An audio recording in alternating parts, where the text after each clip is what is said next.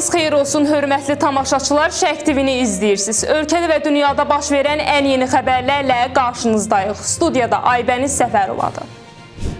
Azərbaycanın Xarici İşlər Naziri Ceyhun Bayramov Macarıstan Prezidenti Tamar Şuyuk ilə görüşüb. Görüş zamanı iki ölkə arasında dostluq, qarşılıqlı hörmət və sıx əməkdaşlığa əsaslanan strateji tərəfdaşlığın dinamik inkişafı vurğulanıb. Tərəflər Macarıstanın xüsusilə enerji sektorunda Azərbaycanda üçüncü ən böyük investor olduğunu qeyd ediblər.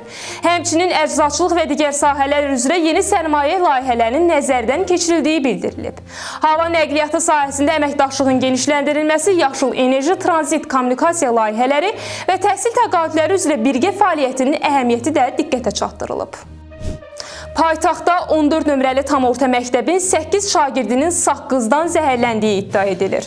Məktəbdən verilən məlumata görə hadisə baş verən kimi dərhal şagirdlər yaxınlıqdakı tibb müəssisəsinə çatdırılıblar. İlkin araşdırma zamanı müəyyən olunub ki, şagirdlərdən biri dərsə gəlməzdən öncə məktəbin yaxınlığındakı marketdən saqqız alıb və onu sinif yoldaşları arasında bölüşüb. Ehtimal edilir ki, məhz həmin saqqız onların səhhətində narahatlıq yaradıb.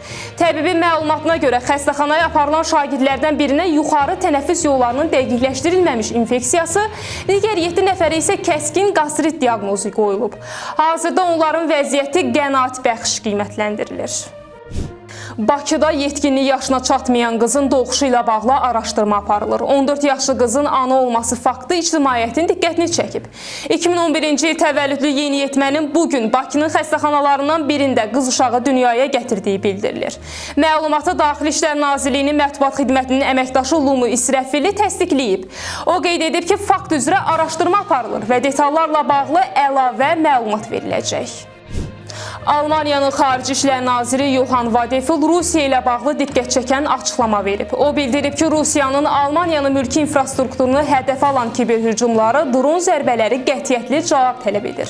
Nazir həmçinin Almaniyanın Ukraynaya dəstəyinin davam edəcəyini vurğulayıb. Onun sözlərinə görə Berlin həm regional təhlükəsizliyin təmin olunması, həm də NATO-nun müdafiə imkanlarının gücləndirilməsi istiqamətində ardıcıl addımlar atır. Almaniyanın ali diplomatı Rusiyanın Avropaya yönəlmiş hibrid hücumlarına qarşı operativ və adekvat reaksiyanın göstərilməsinin vacibliyini xüsusi vurğulayıb. Dekabrın 12-sinə gözlənilən hava şəraiti açıqlanıb. Milli Hidrometeorologiya Xidmətindən verilən məlumata görə Bakıda və Abşeron yarımadasında hava şəraitinin dəyişkən buludlu olacağı, arabir tutulacağı, əsasən yağmursuz keçəcəyi gözlənilir. Havanın temperaturu gecə 6-9, gündüz 10-13 dərəcə isti olacaq. Əksər rayonlarda isə havanın əsasən yağmursuz keçəcəyi, lakin bəzi şərq rayonlarında arabir yağıntılı olacağı, dağlıq ərazilərdə qar yağacağı gözlənilir.